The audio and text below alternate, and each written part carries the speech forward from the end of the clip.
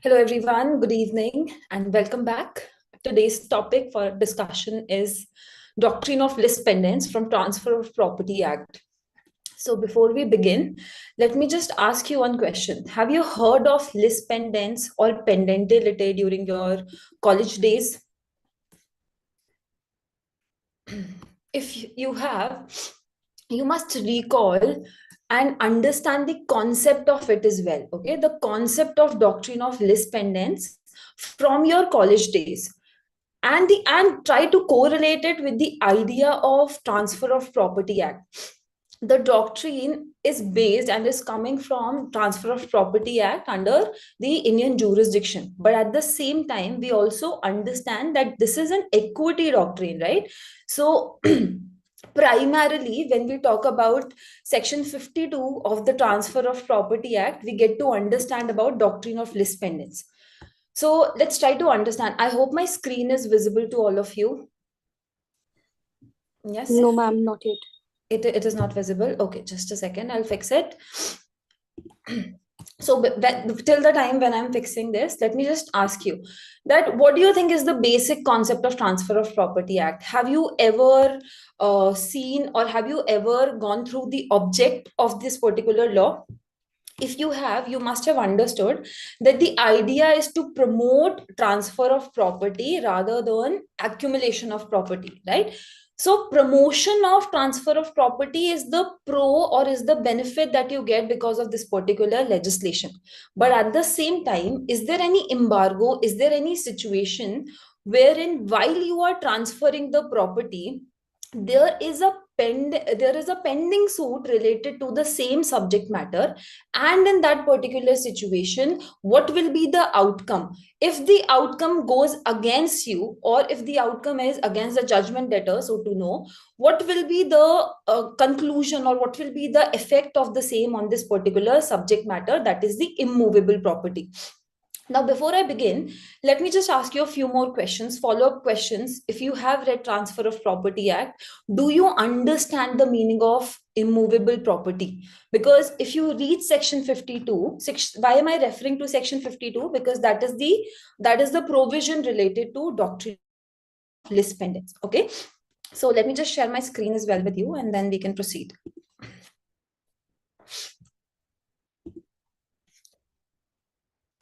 Okay, I hope this is visible now to everybody.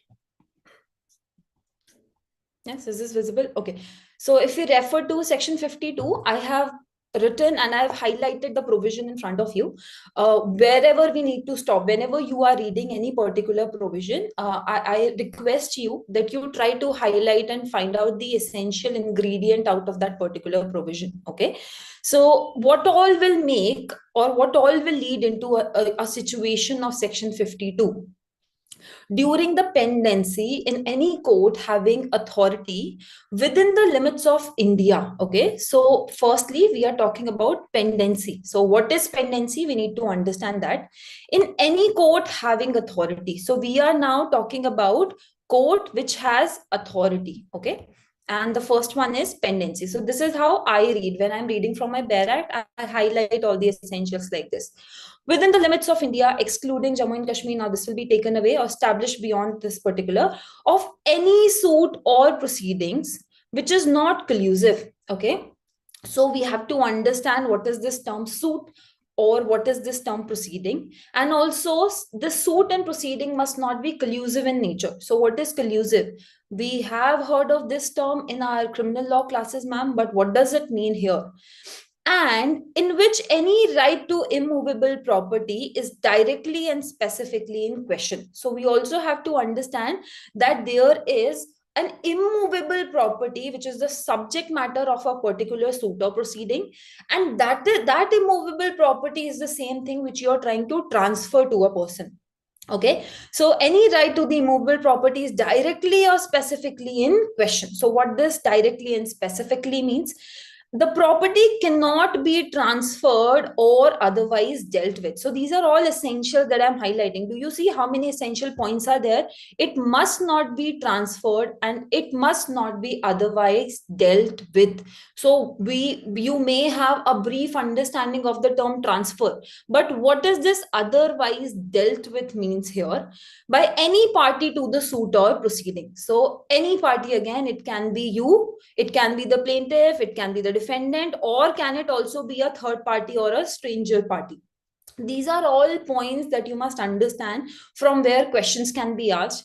A question in your preliminary examinations only asking you about what all terms are used in section 52, suit, proceedings, both or none. So you must be very thorough with the terminologies from the provision. So that's how you read from your bare act first thing.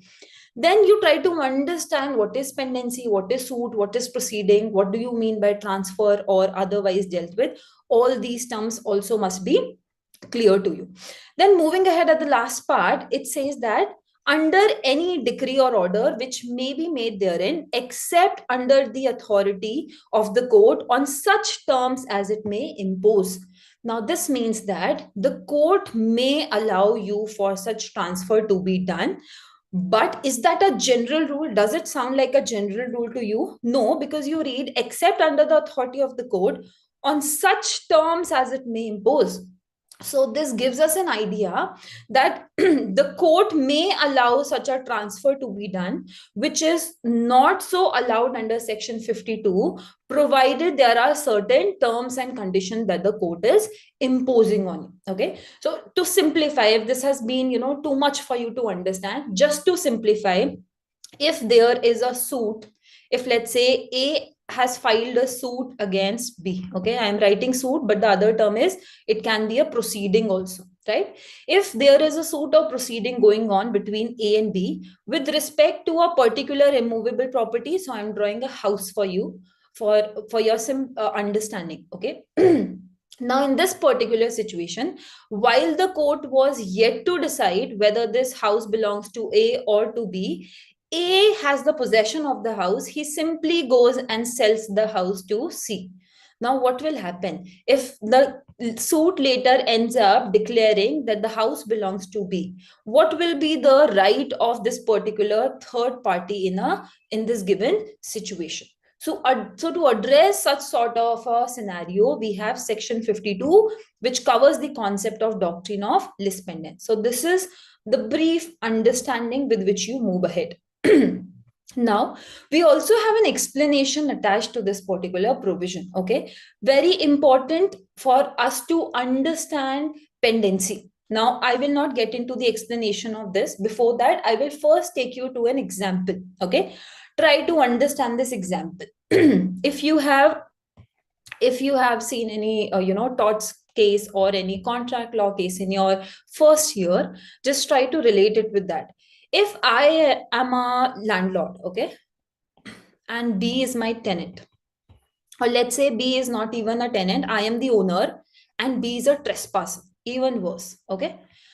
Now, when B is trespassing on my property, every day I see that B trespasses on my property and goes to his workplace. Now, in this particular situation, I can sue B and the court will give me a remedy stating that B will not be allowed. B is a party who's trespassing. I should be granted compensation. And in addition to that, the court will say that you are not allowed to trespass or enter into A's property. Now, this is something that has been settled between A and B. Will it also be binding C? Does it happen that now C, because of a suit being decided between A and B, now C can also not trespass on my property? No. Maybe I am now not the owner. I am rather a tenant now, and C is my landlord. And he is entering into my property for all lawful reasons. So can I tell him, listen, see, you can't encroach on my property because of a decree that exists between A and B? That cannot be so, right? So this is the general rule that I am discussing about. This is the general rule as to whenever there is a court order, whenever there is a decree of a court, it will be binding on the parties. Generally, this is what is followed. But Lis Pendence acts as an exception to this particular general rule. How does it act as an exception? You will have to keep this example in your mind. So the example that I've given you right now is that generally it is the party to the suit on whom this particular decree will be binding. Okay, now let's relate it with an example of Lis Pendence. A and B are two properties. Okay, they are two people. These are two brothers. So A is brother one and B is brother two. Now, while the suit was pending, there was a partition suit that was filed between them. While the suit was still pending, A, understanding that I may not win this, goes ahead and transfers this particular property or a portion of the property to a third person, C. Okay. Now the suit is still pending. After the suit was filed, A has actually transferred this property to C.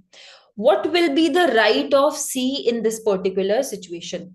Do we need to implead C? First question that should come in your mind naturally is, do we have to add C as a party here? First thing. Secondly, if he is not added as a party, if you have not added him as a party, what will be the situation?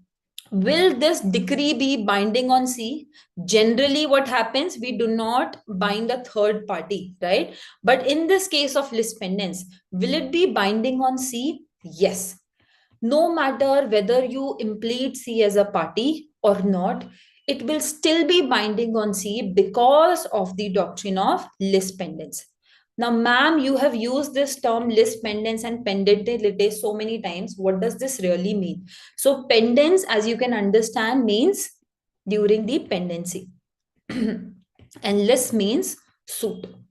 So while the suit is pending, whether you can transfer a property or not is something that is based on Lis Pendens. So from this example that I have drawn over here, you understand that there will be three parties in case of Lis Pendens to be applicable. And if the third party has been involved, it is not mandatory. Okay, a recent judgment of 2024 has come wherein we say that you can definitely implead this particular third party or the new transferee or the buyer of the property in the suit, but it is not mandatory. Even if you do not add the third party as a party to the suit between A and B, between the two brothers, it will still be binding on that particular third party. So I hope these basic points you have understood so far. Now, why did we actually introduce the concept of Lis Pendens? Okay, so firstly, you must know that there is a case of Bellamy versus Sabine. Okay, Bellamy versus Sabine. This is an English case, Chancery Court, from Chancery Court, wherein we actually firstly recognize this concept of doctrine of Lis Pendens, and that is why it is something very essential and landmark also. So you must refer and you must read and write this case in your answer. You can expect a MCQ asking you whether this case is related to the concept of fraudulent transfer or a transfer, contingent transfer, or Lis Pendens. So you must know that firstly, this is a case related to Lis Pendens. This is an English court case that is of 1857. So after that, Transfer of Property Act came into picture, 1882, wherein we have codified the reasoning that was given here under section 52 of the Transfer of Property Act. Also, the court here said that we have to recognize and we have to acknowledge that there must be a mechanism of Lis Pendens notice, that this particular third person who has bought the property, he must be notified, he must have the understanding or knowledge about the pendency of the suit. So these are crucial points related to this particular case law. I will be referring to the landmark judgments of India, so that we get clarity with respect to the topic. So first we understand a landmark case which has been time and hours against in MCQ. That is why I've given you the name of the case law. Now you can refer to this particular maxim which says that there should be nothing new. Okay, you do not have to introduce anything new while the suit is pending. So as I said, while the suit is pending, do not make mortgage, do not make sale, do not make any sort of transfer or otherwise deal with the property. But this is, again, see, you can do so, but you must understand that whatever the of the court is going to be, it is going to be binding on the third party. Now, when I say you can do so, you have to understand from that sentence that if you make such a transfer will not be void. Okay, so it is not void. Even though the language of section 52 is prohibitory in nature, it is preventive in nature, but still the outcome will not be void. It would rather be subject to the outcome of the court. Subject to the outcome of the court. What do I mean by this? That if the court is giving the decree against the seller, will it be binding on the buyer? Yes. So it will be accordingly binding on the new person who has bought the property. So that is why we say that it will be subject to the outcome of the suit. So you must buy such a property knowing and understanding the consequences of the same. Then I've written in the first part that this is a preventive relief. Okay, why is this a preventive relief? I will go to the recent case law also, wherein we understand and we say that whether you are supposed to ask for injunction or can you simply rely on section 52 of the Transfer of Property Act. Okay, so we will do this discussion, but for now we understand injunction is also a preventive relief and section 52 is also a preventive relief, which is giving you a caution that you are not supposed to transfer or you're not supposed to deal with the property during the pendency of the suit or proceeding. This has been done to bring efficiency and expediency in the final disposal of a suit. The whole idea of codifying Lis Pendens or Doctrine of Lis Pendens is what? That we do not want that C to come later and say that, okay, I was not aware, I was not impleaded as a party, I was not aware of the pendency of the suit, or, you know, that the title of the suit has been contested in any of the particular suit or proceeding. So the idea is that we do not give you that particular window only, and we rather by the virtue of law are telling you that you are notified. There is constructive notice from our part that you will not deal with such sort of property, and if you deal with such sort of property, you are taking that chance knowing the outcome of the same. Okay, this is the first point that I explained you when I gave you the example of trespasser. The general rule is that only the parties to the suit are bound by the outcome, but the exception is Lis Pendens, wherein we understand, wherein we acknowledge and say that the any party who is deriving its title can also be considered and will also be bound by that particular suit. Okay, then we move ahead that the buyer. So I've written at the third point, if you see, that the buyer who's buying the property from JD. JD is the judgment debtor. So if you are a judgment debtor and you're buying a property, no right will be, you will not get a right to restrict the execution of a decree.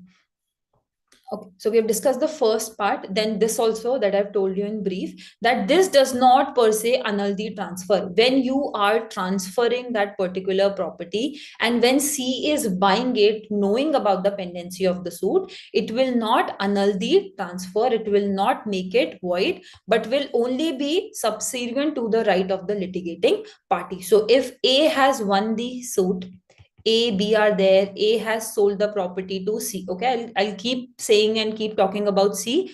Just remember that C is the third party. Okay, so what about this third party's right, ma'am? He paid all the money to A. He did not know about the Lis Pendens that is there, or maybe he knew about the Lis Pendens that is there. Still, he bought it, but he has bought it for money. To answer all of this, just remember this transfer is not void. If A wins the case, it is a win-win for C because he will get the entitlement over the property. If A loses the case, then in that situation, you can't go against the judgment. C's right will be subservient to the right of the litigating parties that are A and B. Okay, so this is what we have written and this is what I have explained you now as well. Okay, now this doctrine was recognized primarily because of two reasons. Okay, the first reason is notice to the entire world. So we say that there is constructive notice. Whenever there is a suit that is pending, it gives you a constructive notice, that deemed notice, that you are aware about that particular suit being contested and you must buy it or deal with it knowing the the outcome will be your rights will be subservient to the litigating party. So that is about the doctrine of notice to the entire world. And the second is about necessity. Okay, what is the context of necessity here? This is public good. So whenever we are talking about this particular doctrine of Lis Pendens, this is basically revolving around public good, that we want to keep the right of all three parties, A, B, and C. Everybody's right should be kept, and everybody should be enjoying their rights. So keeping in mind that if A is the rightful owner, he has all the means of transferring the property to C. If he is not the rightful owner, it is the property of B, and he should not be, either A or she should not be getting a entitlement to contest that particular right. So that is why we also acknowledge it by way of necessity and public good, that nobody should interfere during the judicial proceedings and should not be dealing with that particular property. The Supreme Court also has said recently that once a transaction is found to be hit by doctrine of Lis Pendens, the defense of being a bona fide purchaser, as I said, C has bought the property paying money, so he is a bona fide purchaser, or the lack of notice, or that he did not know about it, these defenses will not be available when this particular transaction is found to be hit by doctrine of Lis Pendens. So these all have to be kept in mind while you are dealing with a property. Now, starting with the first point as to what is pendency. So what do we generally think? That once you reach to the court, the matter will become that it is pending before the court, and the minute you get a decree, we can say that the pendency has come to an end. But is that so? Or is it something that will extend and will move beyond that? So now for this, let's move to the explanation of section 52. Okay, we are trying to understand the term pendency, and we will get our clarity with respect to it after we read the explanation. So let's read the explanation. For the purpose of this section, the pendency of a suit or proceeding shall be deemed to commence. Okay, so when does it commence? And it is deemed to. Okay, so again, a fiction that we are putting, that it will start from the date of presentation of the plaint. The day you present your plaint, it will commence. Okay, till when will it go on? We are not deciding, but it has started when you present your plaint. So if you have heard of the term suit, and if you have referred to CPC, you must be knowing that it starts with presentation of the plaint only, or the institution of proceedings in a court of competent jurisdiction. So it can be by way of plaint, or it can be by way of the institution of proceedings. Either. Then it must be before a court of competent jurisdiction. Very important. Unless and until you are before a court of competent jurisdiction, section 52 will not apply. So equity on both the parties, that you have reached to the court of competent jurisdiction, and then only this particular doctrine will start running. And it will continue until the suit or proceedings has been disposed of by final decree or order. Okay, so let's say my final decree or order comes here. So this will run from here and it will go on until this. But is there something else also to it? Let's read beyond this. Okay, so it will continue until the suit or proceeding has been disposed of by final decree or order, and the complete satisfaction or discharge of such decree or order has been obtained. Not just this, but rather what else is important? That complete satisfaction, whatever your decree suggested, if it said please give possession to B, have you completed the satisfaction of the decree? Have you actually given the possession to B or not? That will also be considered to be a time period when the suit is pending. Or has become unobtainable by reason of expiry of the period of limitation prescribed in the execution thereof for the time being in force. So I hope you understand period of limitation. What are we basically implying here is that you get your decree. After this decree, till when will it actually continue? Till the execution is done. Okay, the satisfaction is done or the execution is done.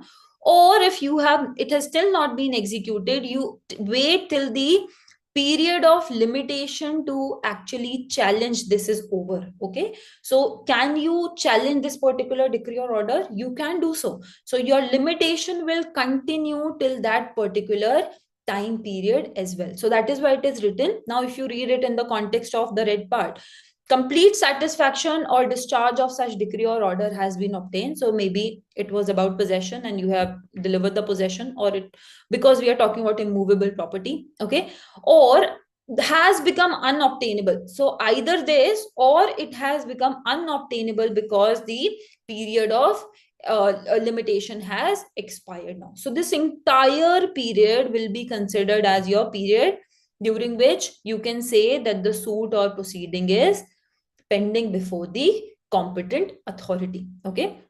So remember, this has been asked time and again. Okay, this ये बहुत favorite question है, wherein they ask you that whether this particular execution proceedings, in execution proceedings, whether doctrine of Lis Pendence will be applicable or not. So you have an explanation which clearly mentions about it also to be included. Okay, so accordingly, remember that pendency starts when and it ends when, and always remember to read the explanation of section 52, because we miss on that and there are so many questions that are asked from that itself.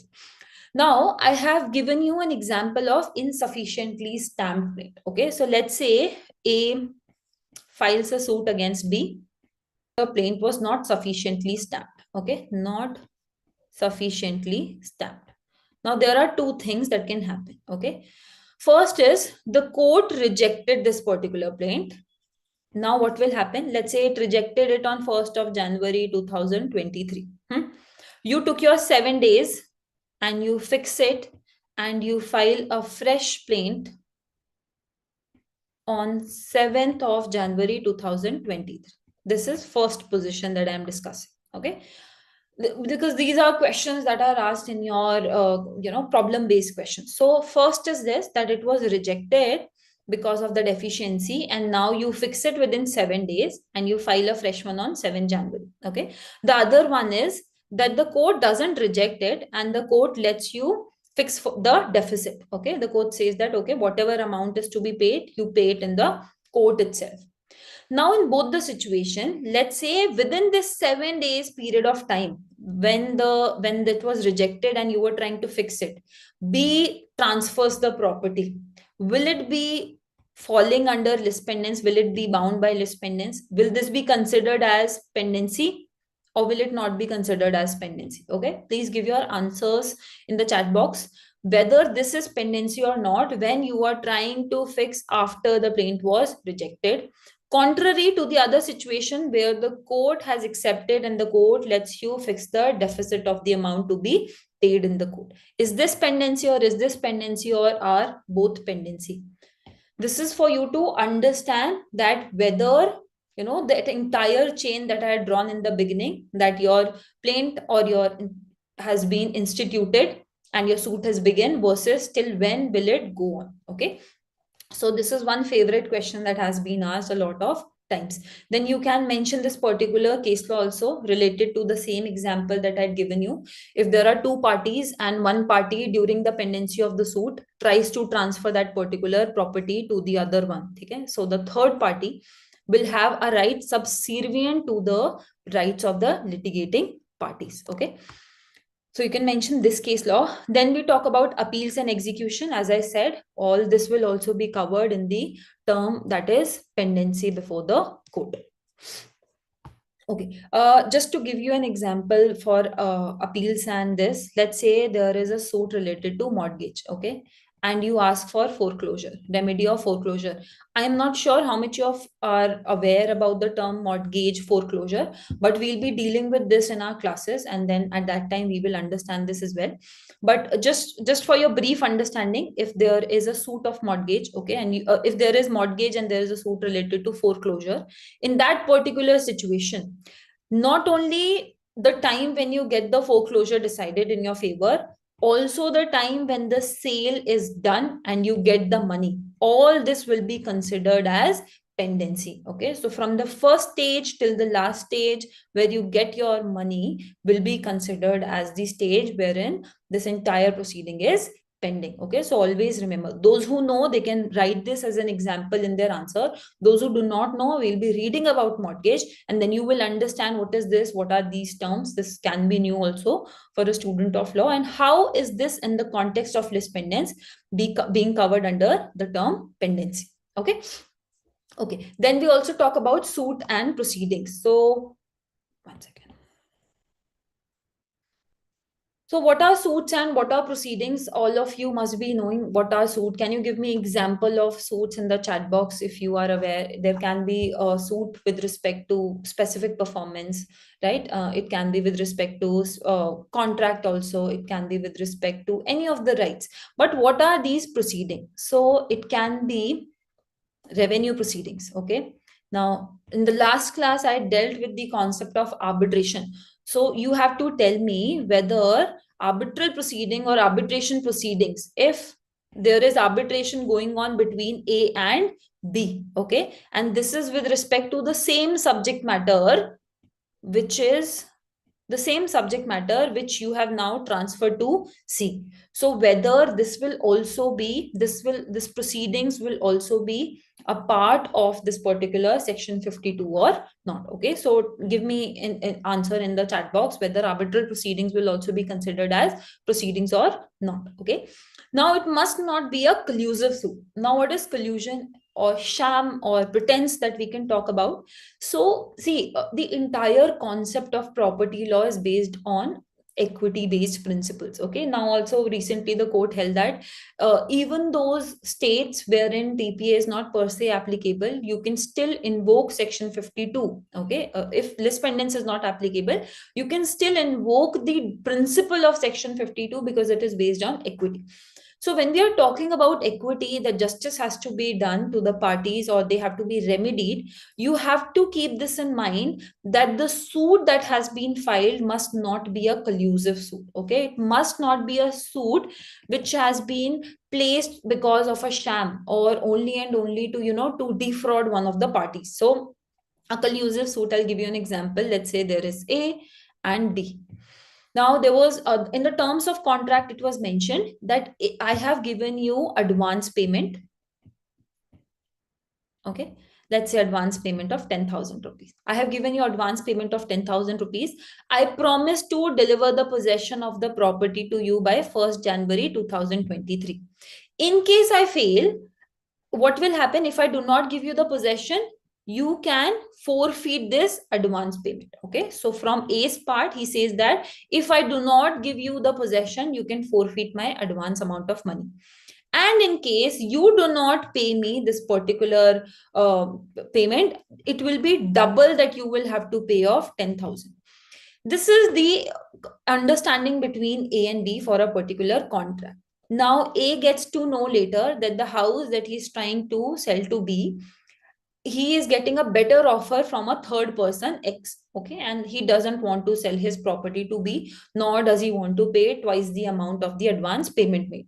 So in that case, he enters into an understanding with his brother C. He says, why don't you file a suit for this particular immovable property? And in between, when he will be asking me to give the possession, this particular transfer will be barred by doctrine of Lis Pendens. Okay, so what has he done? A has entered into a collusion with his brother, saying that please file a suit with respect to the same subject matter, so that when I transfer this later to B, this will be barred by doctrine of Lis Pendens. So court in this particular, will doctrine of Lis Pendens will be applicable here? It will not be applicable because it must not be a collusive suit. Very clearly, section 52 says that it must not be done to defraud any of the parties or to defraud the court in the given situation. So that is about collusive suit. Now the transfer can be anything, absolute or partial.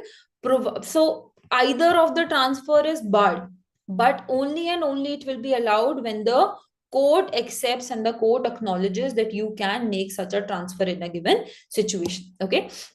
Now, moving ahead, we talk about or otherwise dealt with. Now, what is this meaning, ma'am? What is the meaning of or otherwise dealt with? Whether if the property has not been transferred, what else can we do with the property which can fall under section 52? So what all do you think can be done here? Can you think of any example or otherwise dealt with? So basically section 52 is telling you that while the suit is pending before the court, you do not transfer that suit, okay, or you do not deal otherwise with the suit. Now what is this otherwise dealing with the suit? So can you make partition when the suit is still pending before the court? Can you make or can you write a release deed with it? Or can there be a surrender for that particular same property? No. So all these will be categorized and considered under the concept of otherwise dealing with the property. So neither transfer is allowed nor any sort of dealing with the property is allowed as per section 52. If you do so, obviously it will be subject to the outcome of the suit or proceedings. Now we have this particular case law also. I'll just tell you very briefly. Let's say two brothers were there, X and Y. Okay, and while this entire suit was filed for partition, X has done certain transfers. Okay, now Y has he done this transfer? X is a karta. This suit is for partition. And while the suit was still pending, X makes transfer of two portion of the property. Okay, both the transfers were done for fulfillment of his personal obligations. He had taken loan, and for those personal obligations, he had taken one loan from his son-in-law, and there was one more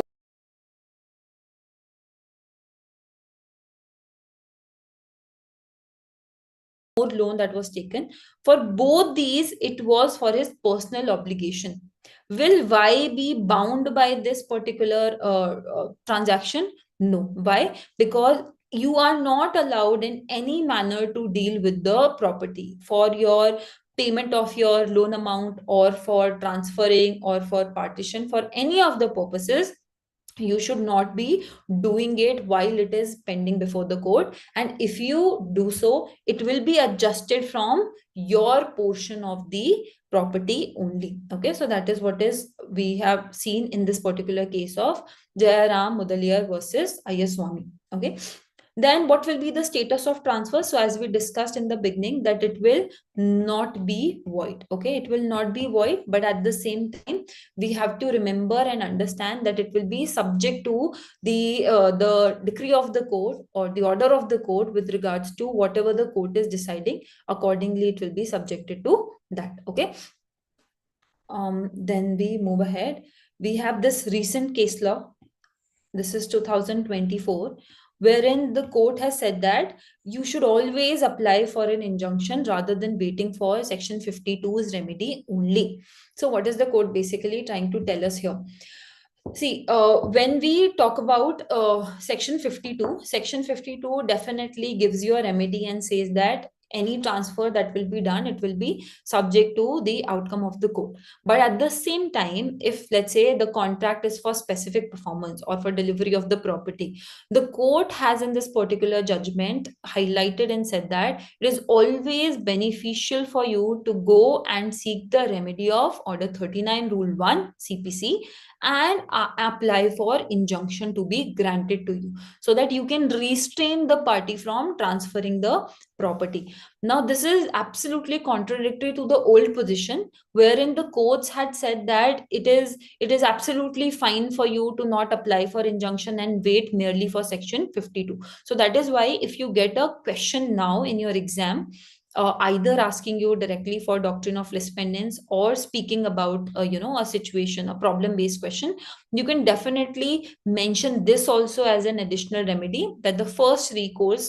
that the alternative recourse can be firstly to apply for injunction. Then in addition to that, obviously if a transfer is done, it will be subject to this particular doctrine. Okay, so this is a recent update that we have covered here. Now let's try to look at a few questions and try to find out what all do you need to write in the answer.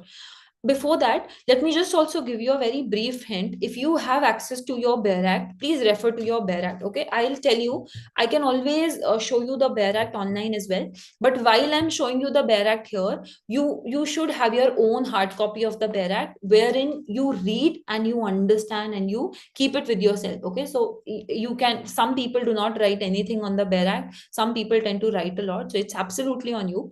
But the whole point I'm asking you to refer Bare Act for this particular provision is for you to see that what all changes have been done and at what stage. So you can expect the MCQ with regards to what are the terms that have been substituted. So for example, if you refer to the term collusion, okay, it is not collusive. You will find that this has been added later. This was substituted rather in 1929, and it took away the term a contentious suit, right? So all these term active prosecution is something that we have removed, and now we talk about pendency. So these are terms that you must refer to, look at, and also remember the year. Okay, so 1929 is the year where a lot of changes were made in Transfer of Property Act. You can also, write your answer when you're making your notes. Also put a star and then write down that before 1929, what was the term? That was active prosecution. Now you see, active prosecution versus you are writing pendency,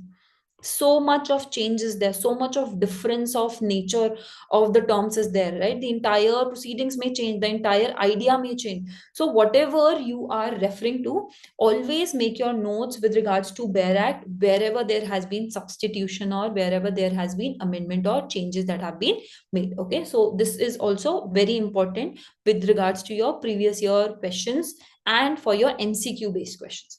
Now I put a mixture of few questions. One is very straight away, directly asked in 2022. So very recently, I may say, explain the principle of Lis Pendence. So you get a 5-marker question, you get a 10-marker question, 15-marker question, depending on the judiciary. You have to remember that the content must cover all the aspect in brief or in expansion of the elaboration of whether you talk about pendency and you explain it. If it is a 20-marker question, you may explain it at great depth, right? If it is a 10-marker question, you will restrict it. But you must touch on all the essential ingredients of section 52 that we have highlighted and covered here. Then Lis Pendence is a well-established principle to transfer of property, foundation of which does not vest upon notice. Okay. So as I said, Bellamy versus Sabine was the case wherein the court enunciated and the court said that there must be Lis Pendence notice that must be given. But now we have moved from the notice doctrine to the necessity doctrine, and we say that we have recognized this principle on the doctrine of necessity. So you do not really have to give notice. It will be deemed that it is going to be binding on the third party. So Lis Pendence is a well-established principle of transfer of property, foundation of which does not rest upon notice, actual or constructive. It rests solely upon the doctrine of necessity. Explain this in the context of Bellamy versus Sabine and other relevant case law. So this was asked in 2019. So you can discuss on both the doctrines that I discussed with you, notice and necessity, and then in the context of the relevant judgment of the new judgments, you can mention that how it, जैसे मैंने आपको बताया, one of the case law that I discussed with you, that therein the court has highlighted that it is going to be binding on the parties. They cannot take the defense of not having knowledge, or they cannot take the defense of being a bona fide purchaser. This is by virtue of law itself that is there in Transfer of Property Act. Then there is a contract to sell a house between A and B. B files a suit against A for specific performance of contract. So they have decided that they are going to, one is going to sell the house to the other, and now he is asking for specific performance of contract. So there is a suit that has been filed. So Lis Pendence will begin the day the suit is filed. While the suit is pending, A sells the house to C, who doesn't have notice of the pendency of suit. Again, very clearly touching on the same doctrine of notice, wherein even if you are not aware of the pendency of the suit, how will you decide suit is decreed in favor of B? Can the decree be executed against C or not, right? So you must talk about the third parties, right? You must talk about the notice doctrine here. And then you say that using the doctrine of necessity, we may imply that it will still be binding against C. We do not have to implead C, and we do not have to per se inform C either. Okay. Then describe Lis Pendence. Does it apply to execution proceedings? So 2019 again, wherein they have asked about execution proceeding. Can you write an answer without talking about the explanation to section 52 here? You cannot do so, right? So you must mention explanation of section 52 to answer this particular last question that talks about doctrine of Lis Pendence, and does it apply to execution proceedings or not. So to sum up, let's just quickly revise that what all have we covered. When we are talking about section 52, what all do we need to look at? So firstly, that there must be a suit or proceeding. We have to understand that what is a proceeding or what is a suit. I gave you an example and a homework also, that whether arbitral proceedings will be considered here or not. Secondly, this must be pending. It has not been decided. It must be in its pendency. When does pendency start and when does it end? We have discussed that in context of the explanation of section 52. Okay, when does it end? So if your appeal is considered to be a continuation of the suit only. Okay, so till your appeal is decided, or if appeal has not been made, execution is done, or if execution is also not done, then you wait for the limitation period to end. So all this will be considered as the pendency of the suit. So there must be a suit or proceeding which is pending. This suit or proceeding must not be collusive in nature. Then we say that in such a situation, there will be considered that it will be binding on the third party, on the transferee. So if there is a judgment debtor and the transferee or the buyer has bought a property from the judgment debtor, so will he be able to obstruct the execution of the decree? He cannot do that. Okay. Then before you write your answer for all of this, just you mention about the exception also, that the court may allow, but this is not the general rule, this is the exception rule, that the court will allow it only and only specifically mentioning the whatever are the terms and conditions with respect to allowing of such a thing. You must remember the subject matter for this particular provision. Okay, when I say subject matter, when you are reading TPA, when you are reading Transfer of Property Act, you must see in which chapter which section is following. Okay, because see, these are tricky questions that you get. If you refer to chapter 2, the title of chapter 2 says transfer of property by act of parties, transfer of property, whether movable or immovable, and then you see that this entire chapter is talking about both movable and immovable property. But later when you come to chapter 3, it talks only about immovable property. Fourth, only about immovable property. So you must remember and understand that what is the subject matter. If you get a question, problem based question, wherein they are talking about a movable property, you feel okay, I have read Lis Pendence and the entire facts, this they put the subject matter as a movable property. Okay, and you feel that okay, I have read Lis Pendence and doctrine of Lis Pendence will be applicable here. No, you have to remember all the ingredients and accordingly write your answer. So in that case, you may recommend the remedy of injunction, but you cannot recommend Lis Pendence because it will not cover, it will not be covered as per this particular subject matter under section 52. So I hope Lis Pendence, in very briefly we have tried to discuss it. There are many new judgments that have come which we'll be discussing in our class. So before I conclude, I would just like to briefly tell you that we have our course that is starting from 15th of January for judicial services examination preparation. You can join us for the course. We have our handwritten notes, we have these set of notes which we'll be providing you with, wherein you will get good new judgments as well as the old judgments, a comparison wheresoever it is needed, and also we'll be discussing all the case laws that have been relevant or that are relevant or that have tried to cover any of the previous year question, be it subjective or be it a MCQ based question. Okay, so if you have any doubts, let me just see. All right, so No doubts that have been asked. Okay, if you get doubts later, if you will watch this video later also and you feel that you have any doubt, you can drop your doubts in the comment section and I will be more than happy to address it later. Thank you so